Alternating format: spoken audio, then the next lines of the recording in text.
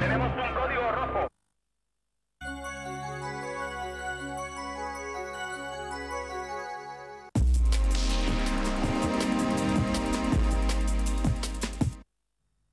Recibieron una serie de misiones procedentes de la Luna en ruso que les alarmaron muchísimo y dijeron, bueno, pues esta gente nos ha jorobado el invento, nunca mejor dicho, y bueno, ¿qué ha pasado aquí? Se dedicaron durante días a escrutar esas señales, a traducirlas, a analizarlas, hasta que por fin descubrieron, mediante un análisis de la grabación, de las características sonoras de la grabación, que precisamente era eso, era una grabación. ¿Qué habían hecho los rusos? Los rusos habían puesto una sonda espacial en órbita a la Luna, emitiendo una grabación, de forma que diera la impresión de que habían llegado ahí a ver si colaba más o menos y podían apuntarse el tanto antes que los americanos. Con lo cual, que era una muestra por parte de los rusos de juego sucio en la guerra espacial. No de la primera. De hecho, después de la Guerra Fría, después de la caída del muro de Berlín, hemos sabido muchas cosas. Hemos sabido que Yuri Gagarin no fue el primer astronauta ruso en órbita, sino que hubo no uno ni dos, sino tres antes que él, que los tres fallecieron y que precisamente para evitar dar al mundo la noticia de hemos puesto a un hombre en órbita y ha fallecido, pues esperaron hasta que una de esas misiones consiguieron recuperar con éxito al astronauta para anunciar al mundo que la Unión Soviética había colocado el primer hombre en el espacio. El caso de la perrita Laika, por ejemplo, es igualmente llamativo. Se nos ha contado durante años que la perrita estuvo durante semanas pues allí en el espacio transmitiendo información muy valiosa para los diferentes viajes espaciales, etcétera, etcétera. Y luego hemos sabido que no es así, que el pobre animal falleció a las 7 horas del lanzamiento, asfixiada por las condiciones de la cabina y sobre todo víctima de un ataque al corazón, posiblemente debido al estrés, al pánico que estaba sufriendo el animal, una cosa bastante poco propagandística y que fue ¿Le parece ocultada. a usted, don Santiago Camacho, que en las críticas que hay pueden encontrarse criterios científicos? Las críticas lo que sí tienen es fundamento técnico importante y desde luego, curiosamente, a pesar de la desproporción del aparato propagandístico de la propia NASA y de lo que estos autores pueden tener a su alcance, muchos de ellos, esos libros que han sacado han sido autopublicados porque no han conseguido encontrar una editorial que les avale, pues a pesar de eso, la NASA no ha conseguido en muchas ocasiones dar explicaciones satisfactorias, explicaciones 100% irrefutables a algunos de los elementos que han señalado esta gente. Con lo cual, desde luego, sin creérnoslo a pies juntillas, sí, el trabajo de estos apoloescépticos ha abierto el camino de una duda más que razonable y sobre todo el camino de muchas preguntas que se les llevan haciendo 30 años sistemáticamente a la NASA y que se ha negado a contestar. De hecho, lo que citabais en el vídeo de ese misterioso parón al que iba a ser el proyecto definitivo de un libro blanco para explicar por qué se fue a la Luna. Pues... Señor Camacho, seguimos nuestra investigación a la vuelta de la publicidad.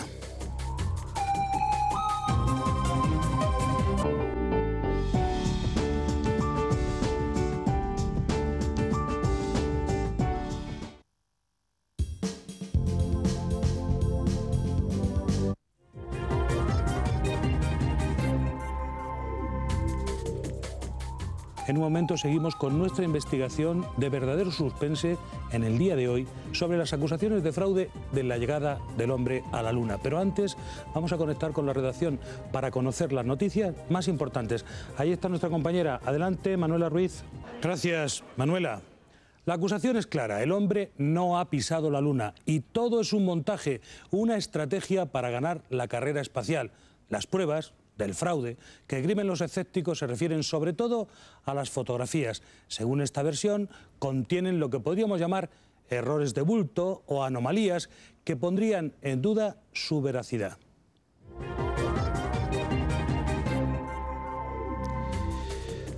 Vamos a examinar de forma pormenorizada estas imágenes. Para ello nos acompaña hoy Ania Kurnosova, rusa, fotógrafo y por lo tanto en este caso abogado del diablo, puesto que le toca dictaminar sobre algo que en teoría perjudica a los antiguos adversarios en la carrera espacial. Además, Ania Kurnosova es directora de esta revista Miss y Mister Universo en España. Ania Kurnosova, bienvenida. Hola. Es un placer tenerla aquí. Dígame, ¿cree usted que es posible montar un fraude del calado que estamos denunciando aquí? Posible es, desde luego, y hoy en día desde luego mucho más fácil que en años 69. Con todo lo que es Photoshop, y cualquiera ya hoy en día no hace falta ser fotógrafo, tiene en su casa instalado el programa en cuestión y te puedes montar tus propias películas, tus propias fotografías alteradísimas. Lo que pasa es que yo voy a defender un poquito las imágenes que estamos viendo porque todo tiene su explicación, aunque a primera vista no lo parezca. Enseguida le voy a dar la oportunidad para que usted diga, como fotógrafo, lo que le parecen esas imágenes tan polémicas. ¿Por qué el público duda entonces de la llegada del hombre a la Luna?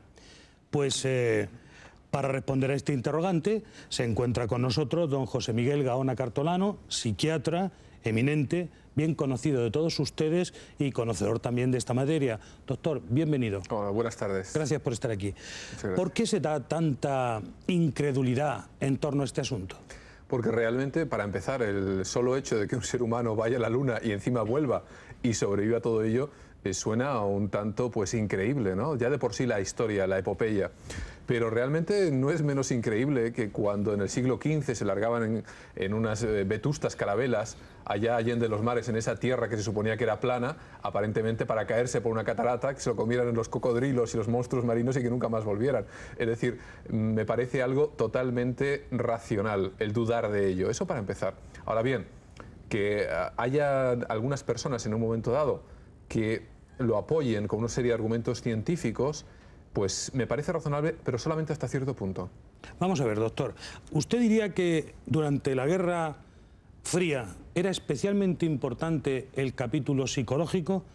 ¿Usted diría que era uno de las grandes bazas de las dos superpotencias? Sin lugar a dudas. El programa Apolo, bueno, se vino gestionando prácticamente desde la década de los 50 y huelga decir toda la crisis de los misiles entre Estados Unidos y Cuba, es decir, una época de una tensión pero tremenda, brutal. Y la propaganda iba más allá de simplemente lo psicológico.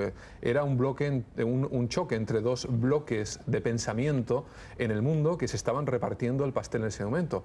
Y el impacto de la llegada del hombre a la Luna fue tan brutal que desde luego deshizo moralmente en un momento dado, aparte de la opinión pública prosoviética en aquel entonces, en los que creían que la masa, el comunismo y una serie de ideas que iban correlacionadas con ellos, pues iban a lograr la victoria de cualquier manera. Yo en aquel entonces era un niño, recuerdo, visité por ejemplo el portaaviones, creo que era el Yorktown, el que rescató a los astronautas, y de luego iba recalando por todos los países proamericanos. Yo me encontraba en uno de ellos en aquel entonces, en Chile en particular, y personalmente además hablé con marineros que intervinieron en aquel rescate. Mi tema me interesaba mucho desde pequeño ya, y desde luego o es una confabulación a nivel prácticamente mundial en el que miles de personas están involucradas, desde marineros siguiendo a científicos y terminando por fotógrafos, o me parece que realmente sí llegaron a la Luna. Pero, doctor, hemos visto antes cómo Santiago Camacho apuntaba que el juego sucio había empezado ya desde las filas rusas, intentando confundir que habían logrado llegar ellos primero a la Luna y emitían señales. Sin lugar a duda, el juego sucio existió durante todos aquellos años, especialmente ocultando montones de datos de astronautas que fallecieron en aquel entonces. Recuerdo que había rumores en los años 60 sobre grabaciones de ritmos cardíacos que se recibían en la Tierra de astronautas rusos moribundos, eminentes cardiólogos, por supuesto norteamericanos, hablaban de aquellos ritmos cardíacos ya de personas que se encontraban a un paso de la muerte y que venían desde el espacio. Y todo ello no es óbice para que en un momento dado sí hubiesen llegado a la Luna. Es decir, creo que es razonable pensar que no pueden haber llegado, pero por otro lado también hay muchas pruebas de que sí se llegó. Pues vamos a entrar en el terreno de lo que conocemos de las pruebas. Vamos a desgranar paso a paso las fotos de la discordia. Vamos a empezar con la sombra. Le voy a rogar a don Santiago Camacho que vaya, por favor, señalando sobre las fotos que ustedes van a poder ver cuál es la interpretación que hacen los escépticos a estas diferencias, por ejemplo, en esta fotografía, sobre las sombras. Sí, esta no es de las en que se aprecia más claramente uno de los fenómenos que más llama la atención a estos escépticos, pero sí se aprecia una clara diferencia de longitud entre las dos sombras, entre la sombra de ese astronauta, que es considerablemente más larga, y la de este, que es considerablemente más corta. Estas fotografías sí podrían tener una cierta explicación porque habría que analizar, cosa que ahora mismo no lo sabemos, la pendiente que tiene esta parte. Entonces, lógicamente, ahí sí se podría dar el juego de diferentes sombras. Para usted, don Santiago, las dos sombras, ¿cómo deberían estar? ¿Más igualadas? Obviamente, desde una fuente de luz lejana como es el Sol. En caso de que la fotografía se hubiera hecho en la Luna, quiero decir. Las sombras, obviamente, tendrían que ser de igual longitud. Si la superficie fuese plana, cosa que es precisamente el dato que desconocemos ahora mismo, las dos sombras tendrían que ser de igual longitud y paralelas. Ese sería el... Señora Kurnosova, ¿puede usted iluminarnos con su conocimiento sobre la fotografía en esta imagen? ¿Por qué se produce esta cosa chocante de que las sombras son de esta forma y no de la que dice don Santiago? Bueno, estoy un poquito de acuerdo que superficie obviamente no es plana, pues viendo todos los meteoritos que tenían que haber caído y los cráteres y todo esto, con lo cual plana no es ni lisa. Y debería de haber colinas y debería de haber cráteres, con lo cual deduzco que la fotografía está pues tomada, se ve que desde arriba, y los dos astronautas se ve que uno podría estar más elevado, con lo cual tendría la sombra más prolongada. El otro, a lo mejor en un cráter que no se percibe muy bien aquí, porque claro, no hay tanto detalle como para poder opinar, pero sí que, si me apuras, lo estoy viendo que está un poco elevado. Según la bandera, lo pondrían en un sitio... Nada raro en esta imagen. Yo lo explico. Sí, ¿Lo ve? Bien. O sea, ¿usted cree que esta imagen podría serlo. Hablando de la Luna, podría serlo. Fue tomada en la superficie lunar. ¿De acuerdo? Y si me permite, sí, adelante, por favor, doctor. ¿Dónde se pone una bandera? Claro, en el sitio más elevado. Concuerda desde el nivel psicológico con la realidad. Señor Camacho, ¿qué características tenía, si usted las recuerda, la cámara con la que presuntamente se hicieron todas estas fotografías? Esa en concreto no está tomada justo con esa cámara, sino que está tomada con la cámara, es un fotograma de la cámara de vídeo exterior, que es precisamente la que estamos viendo, ese pequeño tomavistas, y que, bueno, lógicamente daba bastante menos calidad que las que llevan los astronautas. Los astronautas llevaban una cámara bastante buena, llevaban una cámara Hasselblad, que todavía hoy se fabrica, de hecho, lo cual da testimonio de su calidad, y la llevaban alojada en el centro del pecho de su traje espacial, sin visor, con lo cual no tenían posibilidad alguna de encuadrar. Y eso es precisamente una cosa que llama mucho también la atención de las fotografías, puesto que un buen encuadre es una cosa que hay que trabajársela. O sea, ¿esta es la cámara que hizo las fotos? No. Esta es una de las cámaras... Esta es la cámara que hizo la foto que hemos visto anteriormente. Ah, esta es la cámara que hizo la foto que hemos visto. Pero realmente es que no era una foto, era un fotograma de una filmación, exactamente. Pero además los astronautas llevaban su propia cámara, que veremos enseguida otra fotografía, tomada sobre la superficie lunar. ¿Cuáles eran las características de esa otra cámara que llevaban los fotógrafos, los astronautas en ese momento? Pues desde luego era la mejor cámara que se podía obtener en el mercado en aquel momento. La única pega era precisamente la que estábamos diciendo antes, que era imposible encuadrar, puesto que no tenía visor. No tenía visor porque además con el casco, al llevarla alojada fija en el centro del pecho, el propio casco les hubiese impedido mirar, porque era de los que tenían el visor por encima, les hubiese impedido mirar para hacer el encuadre. Con lo cual todas las fotos están tiradas, como diríamos coloquialmente, a voleo. Están tiradas completamente al albur de lo que saliese. Pues bien, si uno se va a todos los libros, está mismo, o sea, está centradita, está bien. Vemos que está centradita y hay cosas raras. Hay una cosa rarísima, pero cosa rarísima que además se puede apreciar también en las filmaciones y que llama mucho la atención. ¿Qué cosa? Que es que la bandera está ondeando. Y eso la bandera se está moviendo por el aire que no existe en la Luna, porque no hay atmósfera. Efectivamente, o sea, en la Luna no hay atmósfera, no hay aire y obviamente no hay viento. Esta bandera era una bandera... ¿No puede ser un efecto óptico? No. ¿Usted cree que está ondeando al aire? No puede ser un efecto óptico por una razón, porque existe testimonio filmado de ese movimiento.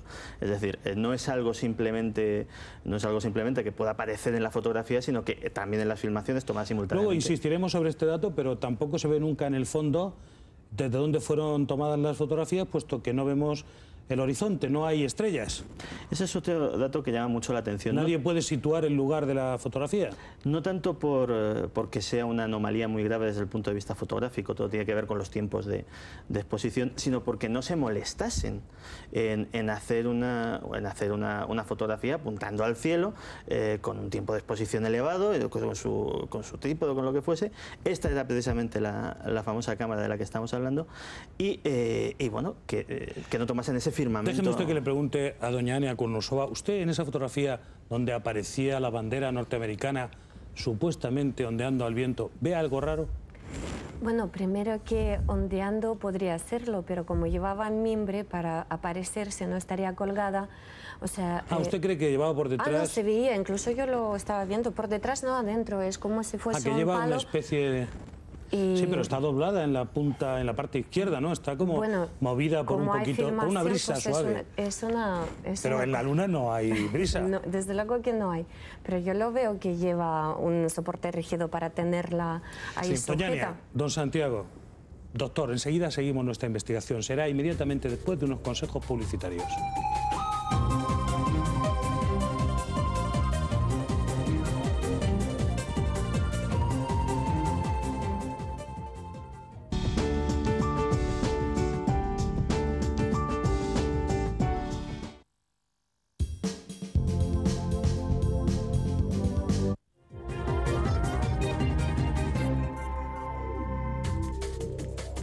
En unos momentos seguiremos analizando esta enorme intriga, pero antes vamos a volver a nuestra redacción para conocer nuevas noticias. Manuela Ruiz, adelante. Hola Paco, saludos desde la redacción de nuevo. Pues hablamos de ONGs porque SOS Racismos ha denunciado que desde que está en vigor la ley de extranjería... Muchas gracias, Manuela. ¿Qué sucedió realmente aquel 20 de julio de 1969, del que pronto se cumplirán 34 años? ¿Por qué se sigue dudando del alunizaje, este gran hecho histórico? ¿Por qué la NASA ha dudado y finalmente decidido no financiar un trabajo en el que se pretendía probar de una vez por todas la realidad histórica?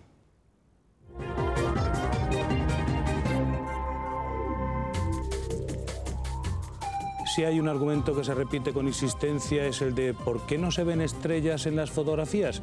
En ninguna de las fotos que repartió la NASA. Si en la Luna, a falta de atmósfera, las estrellas deberían ser mucho más visibles y con mucho más brillo. ¿Es esto cierto, señor Camacho? Sí, de hecho además no es algo que digan simplemente los apoloescépticos, que alguno de ellos tiene gran formación técnica, sino que es un argumento sostenido incluso por la directora... Apolo escépticos del programa Apolo. Exactamente. Que es una afirmación incluso sostenida por la directora de astronomía del Observatorio de Greenwich, que no es cualquier cosa. Y básicamente lo que tendríamos que decir es, más que por qué no hay estrellas en las fotografías, que bueno, efectivamente, y luego pues posiblemente nos lo explicarán, tiene una explicación dentro del arte fotográfico, la pregunta es ¿por qué no se molestaron en hacer fotografías de las estrellas de un firmamento que nunca había sido visto antes por otro ser humano, de un firmamento que, según describen los propios astronautas, era sobrecogedor, era un cielo prácticamente... Los astronautas sí vieron las estrellas. Sí, y de hecho, sí se fijaron, sí, quiero de decir. hecho hay en sus relatos, tanto en los del proyecto Apolo como astronautas que simplemente pues han salido. Se supone que desde la Luna se ve todo lo que sería el cielo completamente lleno de estrellas, estrellas brillantes, de gran tamaño, que se verían con nitidez. Por una razón muy sencilla. Y aquí no aparece ninguna, ¿o usted ve alguna? No, pero eso tiene una explicación que si quieres no te la piso, te dejo que la des tú. Sí, doña Ania, por favor. Sí. Si usted hubiera hecho las fotos estas en la Luna, ¿se las habría arreglado para que no saliera ninguna estrella? Bueno, supongo, pero tomando en cuenta que la cámara la llevaban en el pecho incorporado en el traje, pues tendría que uno ponerse también bastante raro y tener la cámara en larga, prolongada exposición, porque con la luz que se ve en la Luna, con el reflejo que tiene la superficie, el módulo y sus trajes, pues obviamente lo primero que se... queda reflejado en la película es los objetos más iluminados. Oiga, señora Kurnosova, en ninguna de las miles de fotografías hay ni una sola estrella. Bueno, pues por esa misma razón, porque la luz que parece ¿No hubo que lo ves, exposición la luz en ninguna de las reflejada fotografías? que se ve en los trajes, en el módulo, en propia luna, la luz reflejada es tan fuerte, con lo cual tenía que hacer una exposición súper prolongada y lo demás saldría movido, que parecería mucho, No sé, la fotografía parecería mucho menos auténtica. Perdone mi insistencia, señora Kurnosova, pero considero que los científicos de la NASA estarían muy interesados, algunos de ellos serán astrólogos o astrónomos y querrán conocer también cómo es desde la Luna el cielo, ¿no? Seguramente, pero con una cámara, yo me lo imagino, con una cámara aquí sin poder pues enfocar justo donde estaba el astronauta puesto y de ahí sin posibilidad de ningún encuadre, sin posibilidad de nada, pues yo lo veía también complicado. No es Doctor, por defender. ¿Usted lo ve también? Sí, lo encuentro totalmente razonable? lógico, porque además hubiésemos tenido 3 problemas prácticos, yo creo que son fundamentales. En primer lugar, haber quizá llevado varios tipos de película y haber cambiado la película por una de mayor sensibilidad, cosa que en la Luna era absolutamente imposible. La segunda de ellas hubiese sido llevar más peso, como un trípode para emplazar la cámara y sacar una fotografía con mayor exposición. O la tercera de ellas, aún más compleja todavía, que es lo que se hace desde la Tierra, llevar una cámara motorizada, de manera que va siguiendo la órbita para que las estrellas no salgan borrosas. Cualquiera de las 3, evidentemente, supone una complejidad que quizá iba más allá de lo que era la propia misión. Avancemos, pasemos a otra incógnita. En una imagen que vamos a ver, según los escépticos, hay una extraña silueta que no podría haberse fotografiado desde el módulo lunar, porque cuando un avión vuela a baja altura sobre la Tierra no proyecta sombras tan enormes y definidas. ¿Qué le parece a usted, don Santiago Camacho, esta fotografía? Que no es la que estamos viendo. Que no es esta la que... Bueno, pues comentemos esta y cuando nos pongan la otra, dígame, ahí se ven objetos visibles y tampoco hay estrellas. Hay otra cosa que también le dan bastante vuelta los críticos de estas fotos, que es el hecho de que en un entorno sin atmósfera el contraluz tiene que ser absoluto. De hecho, si nos fijamos, la luz proviene de este lado y toda esta mitad del astronauta tendría que estar completamente negra porque no hay una atmósfera. Toda esta zona que vemos perfectamente iluminada. Exactamente. Señálela usted bien para que se vea desde casa. Toda esta zona... Eso debería estar en negro. Debería estar en completo negro y no en penumbra como lo vemos. La NASA, en principio, y de hecho esa explicación durante años permaneció intacta, dijo que eso se debía al reflejo que la luz hacía desde la superficie, desde el polvo blanco que forma la superficie lunar. Sin embargo, en la actualidad se ha hecho un análisis informático de la fotografía y se ha podido demostrar que la luz no procede de abajo a arriba, sino que está distribuida uniformemente, es decir, como correspondería a un entorno con atmósfera, a lo cual todavía la NASA no ha repuesto una nueva explicación. ¿Cómo correspondería a un foco que estuviera por este lado de relleno de la luz? Sí, mínimamente si fuera el Sol. Esto podría explicarse porque el propio suelo reflejase parte de la luz y enviase, pues iluminase esta parte. Entonces, esta iluminación tendría que ser obviamente de abajo a arriba.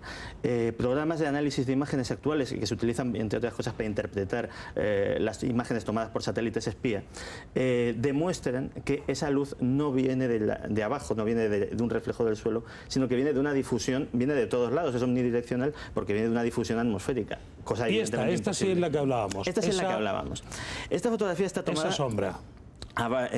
Está tomada desde el módulo de mando, desde el sitio, desde la nave que llevaba el módulo lunar y está tomada pues, a una respetable altura de la superficie lunar.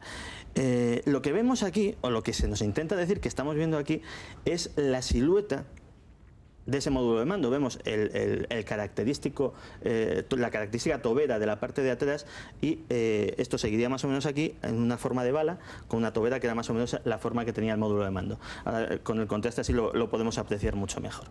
Sin embargo, cuando vemos, efectivamente, como decías hace un rato, cuando vemos un avión que vuela a gran altura, la sombra que proyecta en el suelo es del mismo tamaño que el propio avión, porque la luz, como hemos dicho antes, Entendido. Doña Ania Kurnosova, ¿a usted le parece...? A mí me parece la sombra, efectivamente, me parece la sombra. ¿A usted le parece todo bien? No, es que desconozco ahora, pues ni la altura, no lo puedes decir desde dónde está el módulo, dónde está la nave. Yo desconozco todo esto, con lo cual sí que podría ser la sombra. ¿Pero a usted le parece proporcionada? a lo que podría esperarse de una fotografía tomada desde el módulo. Habría que ir a la Luna para ver. ¿Y la anterior también le parecía a usted perfectamente explicable, esa del astronauta que debía estar en sombra según el señor Camacho y que está perfectamente iluminado? Y yo no creo que debería de estar en la sombra absoluta. ¿Usted no ve tampoco nada extraño? Yo creo que sí, podría haber captado la imagen con la luz reflejada desde la superficie, pues esa, dando una sombra ligera, lo que vimos. Una parte bien iluminada, casi pues quemada en lenguaje de fotografía, diría yo, y la otra parte pues se ve que está reflejada y se ve que proviene desde abajo, dentro de lo como yo lo veo. Avancemos, vamos a ver alguna otra imagen. Hay que pensar, adelante, de todos doctor, modos, como si uno no estuviese en la Tierra y sí en la Luna, es decir, no hay atmósfera. El cielo se ve lógicamente oscuro porque no hay una difusión de la luz. Pero en segundo lugar, además, hay un efecto luminoso que en la Tierra se da, y lo notan bien, que tiene un nombre alemán además, que es Heiligenscheiden, que es el halo. El halo sucede en momentos, sobre todo matutinos, y todas las misiones además comenzaban a primera hora del día lunar, por eso que tiene esas sombras alargadas, con el sol naciendo por el lado opuesto, y por lo tanto es muy normal que haya esos reflejos que son tanto anómalos, una luz que cubre totalmente al astronauta. Bueno, aquí tenemos otra fotografía nueva, corresponde al astronauta Buzz Aldrin. En ella se plantean tres interrogantes. La primera es que tiene el sol a su espalda y a pesar de eso se ven detalles muy nítidos del traje.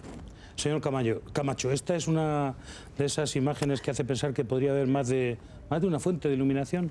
Estas, digamos, de las que en principio se podrían explicar efectivamente por esa reflexión de la parte del suelo, y que esta en concreto no sé si habrá sido analizada para ver si corresponde o no de una iluminación de abajo arriba. Lo que sí llama mucho, y no sé si tendremos la pareja de esta fotografía, pero fue una cosa bastante comentada en su momento, es que este astronauta a su vez estaba haciendo una fotografía al que le estaba fotografiando a él, que de hecho podemos verlo aquí.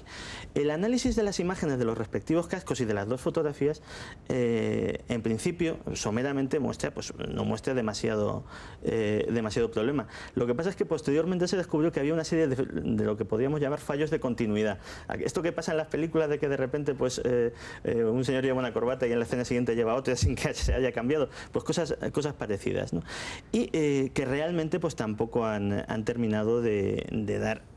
Hubo una serie de explicaciones. De hecho, incluso en su momento el Departamento de Relaciones Públicas de la NASA dijo, y luego se tuvo que retractar de ello, de que se había traspapelado una fotografía de otra misión, cosa que se demostró que tampoco había sido, y bueno, pues enterraron un poco el asunto. Porque la cosa exactamente es que en este momento están dos astronautas sobre la superficie lunar, haciéndose una fotografía el uno al otro. Neil Armstrong se refleja en la escafandra de Buzz Aldrin, ¿no? Exactamente. ¿Y qué es lo más extraño, decía usted? Lo más extraño es que las imágenes respectivas, sobre todo las imágenes de los reflejos de los dos cascos, no se corresponden. Es decir... Un momento. Fotógrafo, señora Ania Kurnosova, bueno, ¿es eso posible? Bueno, ¿Se les ha traspapelado a la NASA? No se tomaron cada vez que se iba a tomarse una foto, se avisaba y se iba a tomar una foto, y a lo mejor el orden cronológico no es exactamente ese como para seguirlo, lo desconozco en qué orden estaban tomando fotografías, pero ahí lo que vi, los detalles muy visibles o etcétera, pues sí, la cámara que llevaron a la Luna, sí la llevaron, claro. ¿Usted lo duda ahora? No, no lo estoy dudando. ¿Empieza a convencerle la disertación de don Santiago Camacho? En el caso porque está muy documentada. De que no. La cámara que llevaron es buenísima. O sea, se puede sacar unos detalles, de verdad, todo el mundo que hace fotografía pues conoce la Señora Kurnosova, vamos a seguir inmediatamente después de algunos consejos publicitarios.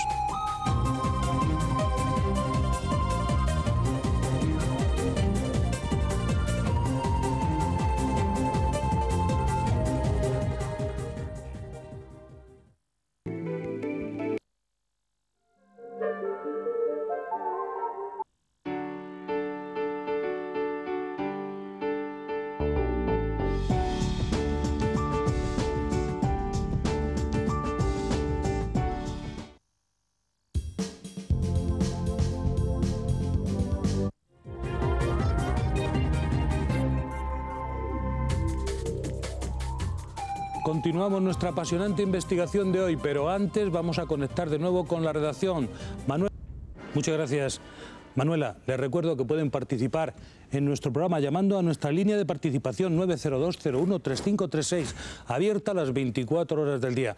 O si prefieren opinar en directo, envíenos un mensaje con su teléfono móvil al 5506.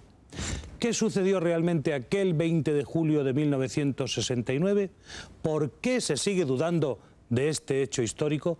¿Por qué la NASA ha decidido finalmente no financiar un trabajo en el que pretendía probar de una vez por todas este hecho?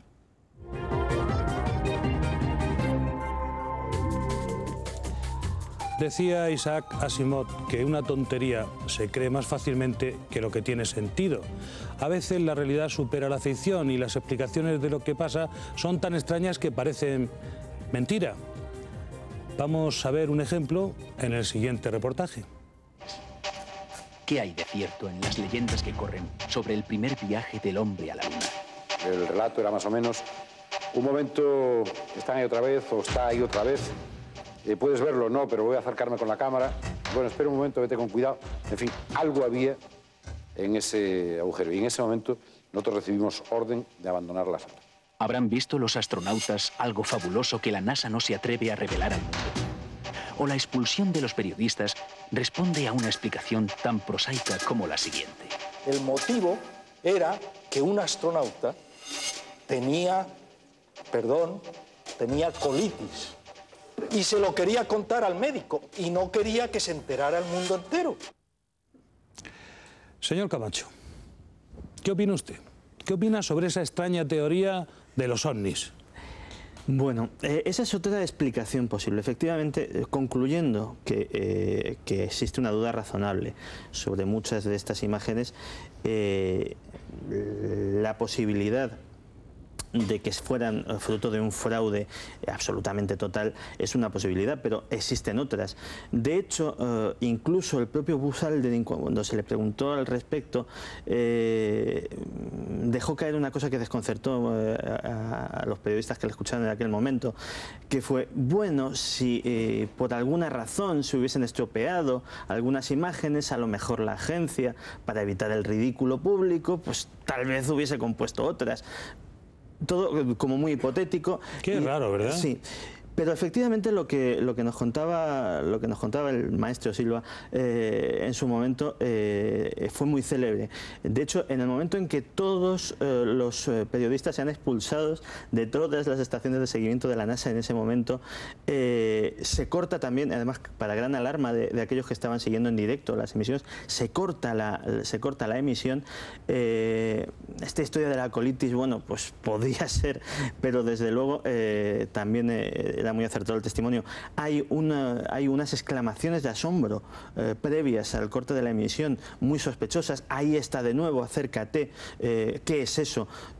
Cosa que pudo oír en aquel momento pues todos los que estaban en esas estaciones de seguimiento, que han dado pábulo a otra explicación aún más fantástica si cabe que la del propio fraude o la de que se hubieran perdido las imágenes originales. Entendido. Doctor Gaona, dígame, ¿usted cree en eso que decía Asimov, de que una tontería se cree más fácilmente que lo que tiene sentido? Pues sí, tiene razón. Lo que pasa es que también podíamos aplicar otras reglas, ¿no? Como la de Goebbels, en el que decía que una mentira repetida muchas veces acaba siendo verdad para muchas personas. Es decir, no por mucho que se diga que fue un fraude, el tema lunar, tiene que haber sido un fraude. Muchas explicaciones además son totalmente lógicas y de sentido común. Es decir, los astronautas, por supuesto, que también hacen caca. Y en un momento dado, en un momento histórico, que estaban preparadas hasta las palabras que había que decir cuando se posaba el primer pie sobre la Luna, todos los diálogos habían sido perfectamente estudiados, como si de una coreografía. Ahí sí que estoy de acuerdo con Santiago. Ya que lo dice usted, doctor. Se tratase, pues era una cosa fuera de guión. Claro, es posible, pero ¿es suficiente para expulsar a todos los periodistas de los centros de seguimiento porque uno o dos de los astronautas tuvieran colitis? Pues si yo hubiese sido el director de escena, realmente creo que hubiese hecho lo mismo, porque el país se estaba jugando prácticamente, y fuera de bromas, el que millones de personas simpatizasen con esos astronautas en ese momento, porque fue un acontecimiento mundial. Los países estaban paralizados completamente, todo el mundo estaba siguiendo esto, y del éxito o fracaso de esa misión dependía el futuro, gran parte del futuro del mundo. Dígame, doctor, esa frase tan perfectamente cortada de un pequeño paso para un hombre, un gran paso para la humanidad, ¿no le suena a usted a uno de los grandes guionistas de las películas de Hollywood? De hecho, no fue una improvisación, ¿o sí? No, para nada, fue una improvisación. Se barajaron multitud de frases respecto a esto y finalmente, bueno, Armstrong... O sea, había un guión. Sí, sí, había un guión perfectamente estudiado y Armstrong, como buen militar que era, se atuvo al guión y dijo exactamente lo que le habían dicho que tenía que decir. No fue para nada fruto de la casualidad. Le recuerdo a usted otra frase célebre que podríamos utilizar aquí. ¿Sabe, doctor, que dice eso de que todo lo que parece mentira suele ser mentira? Sí, es cierto, pero también existe otra en ciencia que dice las explicaciones más fáciles suelen ser las verdaderas. Y lo más fácil en un momento dado, desde mi punto de vista, modesto punto de vista, es creer que fue verdad. Vamos a seguir con nuestra indagatoria sobre las fotografías. Geising, uno de los defensores de la teoría del fraude que hemos hablado al principio de este programa, aventuró la tesis de que el módulo lunar tenía que haber levantado una enorme nube de polvo, además de hacer un cráter al posarse en la superficie debido al peso y la potencia del motor. Señor Camacho, ¿por qué no aparece el cráter? Pues la explicación oficial de la NASA, que es curiosa, es efectivamente que porque como no hay atmósfera, no hay desplazamiento de aire y evidentemente pues no se levanta polvo. Eso estaría muy bien si olvidamos que lo que expulsa esa tobera son precisamente gases en ignición a altísima presión, que da igual que no haya aire, es decir, salen, por eso es precisamente por lo que hay un efecto de sustentación del módulo, salen a altísima presión hacia abajo y se llevan por delante todo lo que encuentran. El propio Bill Geising, que trabajó en Rocketdyne, que era la empresa que fabricó esos motores, y él estuvo presente en las pruebas en tierra de esos motores. Claro, aquí quizá lo apreciamos, ¿no? Que no hay un cráter debajo del módulo. No hay un cráter debajo del módulo. ¿Y debería haberlo, usted cree? Debería haberlo, si porque tenemos en al cuenta posarse... que todo este polvo, pues tal como parece como extendido alrededor, sí, ¿no? Es de una consistencia muy fina, es un polvo finísimo. De hecho, en la famosa foto de la déjeme huella... que me haga una idea. En realidad, el módulo tendría que haber caído, bueno, o sea, haberse posado sobre la Luna suavemente, pero arrojando... Exactamente, sostenido por esos gases... Por unos gases que hubieran apartado el polvo. Y levantado una considerable nube. Claro. Que luego desplazado en general y hecho un pequeño, por lo menos un pequeño cráter. Que luego se ahí no hay posado. cráter. Ahí no hay cráter. Parece que el módulo hubiera sido depositado por una grúa. Sin maldad ninguna. Sin maldad ninguna. Es lo que parece. Podría parecerlo. De hecho, hay otra cosa muy llamativa respecto al polvo, y es que luego ese polvo se tendría que haber posado. Y se habría posado en el sitio más obvio, que es sobre las patas del módulo lunar, entre otros sitios. Que aparecen nítidas, limpias. Sí, pero como recién sacado, además hay primeros planos. Doctor, ¿usted esto le encuentra explicación, lo de la falta del cráter? Pues sí, realmente es algo tan sencillo de entender como que, por ejemplo, cuando vamos a aparcar en un supermercado, pues no llegamos al sitio de aparcamiento a 100 km por hora. Las toberas desplazaban aproximadamente unas 10.000 libras de empuje. Al llegar a la Luna, he estado leyendo los estadillos del alunizaje, no estaban, porque tiene un acelerador evidentemente. Oiga, no... pero convendrá conmigo, doctor, aparte sí. de que la explicación me parece racional, que está esto muy aseado. Claro, y tenemos cuenta que no hay ausencia total, absoluta y total de atmósfera, por lo tanto el efecto de desplazamiento tipo polvo terrestre no se da para nada en la Luna. Pero no solamente eso, las 10.000 libras estaban reducidas tan solo a 3.000 en el momento del alunizaje. Si tomamos en cuenta que la tobera tenía 54 pulgadas en un momento de anchura, la presión que soportaba cada una de las pulgadas era tan solo de 700 gramos. Es decir, no había ninguna razón de peso como para suponer que había una presión brutal que desplazase tanto polvo alrededor. Y por último, al no ver atmósfera, ese polvo que se desplaza vuelve a caer siguiendo una trayectoria balística sin ninguna alteración por la atmósfera. Por lo tanto, las patas no es raro que estuvieran relativamente limpias. No había un desplazamiento tipo extintor, por así decirlo. Don Santiago. Una pequeña acotación. Es que lo de las trayectorias balísticas de las partículas de polvo es precisamente muy llamativo, sobre todo en las filmaciones del rover lunar, donde se puede apreciar que hay polvo en suspensión, cosa absolutamente insólita en un entorno sin atmósfera. Bueno, se ve que hay polvo que sigue en un momento dado la fuerza centrífuga, he visto esas grabaciones, sigue el recorrido de la rueda de una manera totalmente balística e inmediatamente después cae. Desde mi punto de vista sería muy discutible. Vamos a avanzar porque yo creo que ya los espectadores tienen una idea muy clara de lo que estamos comentando. Uno de los detalles más llamativos que se comentan cuando se habla de este fraude es la supuesta letra C que se ve en una de las rocas fotografiadas. Señor Camacho, los teóricos de la conspiración, ¿qué dicen de esta letra C? Los teóricos de la conspiración dicen que esa letra C...